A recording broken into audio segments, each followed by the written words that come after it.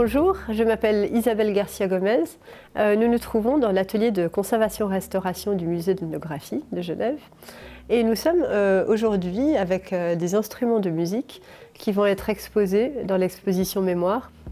On est à quelques jours du début du montage, c'est-à-dire de la mise en place des objets dans les vitrines. Et on est en train de finir la restauration de quelques objets, dont ces instruments dont on va vous parler. Alors ces instruments vont être exposés dans une vitrine qui sera liée à la question du classement qui a pu être fait au début du siècle, des instruments venant de différentes origines du monde et qui vont être liés à des visions ethno-raciales de l'être humain. Alors l'enjeu de restauration de ces instruments n'est pas de leur restituer une fonctionnalité ou la possibilité de les faire jouer à nouveau, mais qu'ils soient exposés dans une vitrine et compris par le public. Alors, la plupart des instruments qui vont être exposés dans ces vitrines-là sont arrivés au musée au tout début du XXe siècle, surtout via un don important d'un collectionneur, d'un zoologiste qui s'appelait Maurice Bedeau. Et dans le cas de ces instruments, on s'est rendu compte que sur certains d'entre eux, il y avait eu des interventions qui étaient assez lourdes. Ce qui est quand même assez rare dans les collections du musée. Les collections ont subi des modifications qui étaient plus de l'ordre de la restauration, d'une restauration nécessaire pour permettre qu'ils soient mieux conservés. Dans le cas de la restauration des instruments de musique, on est dans un contexte assez différent d'objets comme pourraient être des masques ou des statuettes, parce que ce sont des objets fonctionnels.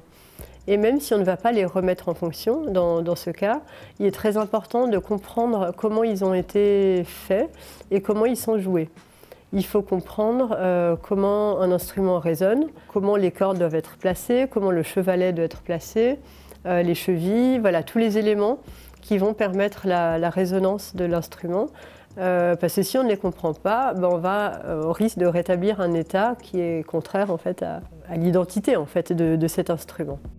On a pu contacter des musiciens qui ont eu la grande générosité de venir voir ces instruments et de les observer avec nous. Et on a pu, dans ce cas-là, déterminer des besoins pour ces instruments, des modifications qu'il fallait apporter à d'anciennes modifications qui avaient été faites dans certains cas, et identifier aussi des questions qui restent ouvertes. Alors on se trouve ici avec un tar qui vient de Géorgie, une sorte de luth à cordes pincées.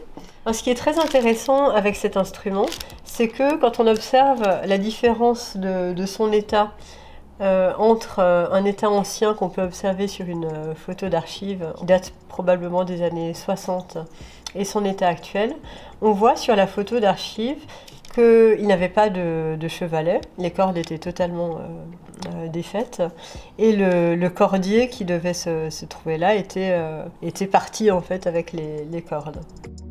Au moment de commencer à le restaurer, son état était un état avec des cordes qui reposaient sur un chevalet en bois, celui-ci, avec l'aide d'un musicien, Mathieu Clavel, qui est venu pour observer l'instrument avec nous. C'est un musicien qui a été formé avec un maître afghan. Quand il est venu et qu'il a vu ce chevalet, il nous a dit tout de suite que ce chevalet n'était absolument pas le chevalet adéquat pour cet instrument.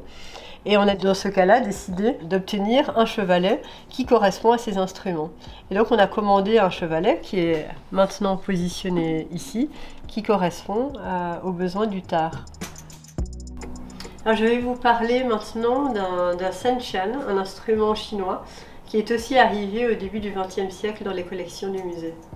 Quand on a observé cet instrument pour la première fois, on s'est rendu compte qu'il y avait d'assez grandes disparités entre son état actuel et puis une photo d'archive qui nous montrait son état il y a quelques décennies. On s'est rendu compte par exemple qu'il avait un chevalet qu'on observait au centre de la table, qui n'existe plus maintenant. Comme l'instrument n'avait pas de chevalet, on devait trouver une solution pour son exposition, parce qu'on pouvait difficilement laisser les cordes lâches, libres, et difficilement aussi les tendre sans avoir cet accessoire qui est indispensable à la mise en tension des cordes. Donc on a fait appel à une musicienne chinoise qui s'appelle Ling Liu, qui est venue voir l'instrument, mais qui avait voilà, les connaissances de jeu et de facture de ces instruments qui permettaient de nous dire quel type de chevalet était nécessaire pour lui. On a donc convenu que j'allais pouvoir venir observer un instrument qu'elle pouvait mettre à notre disposition pour prendre un modèle en fait, du chevalet et le refaire moi-même. Lors de cette visite, j'ai pu prendre des mesures très détaillées du chevalet en question, de prendre en photographie aussi sa forme, et qui me permet actuellement d'en tailler un, sachant que ce chevalet ne sera vraiment pas un chevalet fonctionnel, mais qui servira à figurer ce qui devait être à l'origine sur cet instrument. Alors cet instrument est un rebab qui vient de l'île de Bornéo. Il est composé d'un instrument à cordes frottées, comme on dit, parce qu'il y a un archet qui est associé et qui permet de faire résonner les cordes. Dans son cas, on a découvert que l'instrument a été extrêmement modifié. Depuis l'état connu par une des anciennes photos qu'on a, on s'est rendu compte que les cordes qui sont ici et qui ont l'air assez authentiques parce qu'elles sont en bambou ont été rajoutées au musée, que les crins de l'archet noir qu'on voit ici ont aussi été rajoutés au musée, et que tout le manche et probablement la tête a été repeint et comblé en son centre. Dans son cas, en fait, on n'a vraiment pas assez d'informations pour pouvoir intervenir, d'autant plus que l'objet a été tellement modifié que revenir en arrière est parfois un geste qui est lui-même beaucoup trop interventionniste. Si on revenait en arrière, on ne sait pas trop dans quel état on le trouverait. Dans ce cas, finalement, on préfère privilégier l'histoire matérielle de l'instrument et en parler, communiquer dessus, pour attirer l'attention justement du public sur le fait qu'un instrument qui entre dans un musée peut subir des modifications après son arrivée, qu'on ne peut pas forcément comprendre ou dater, et qui sont peut-être liées par exemple à une ancienne exposition ou une volonté de le mettre en jeu dont on n'a plus trace. Et rendez-vous dans l'exposition Mémoire pour retrouver ces instruments de musique.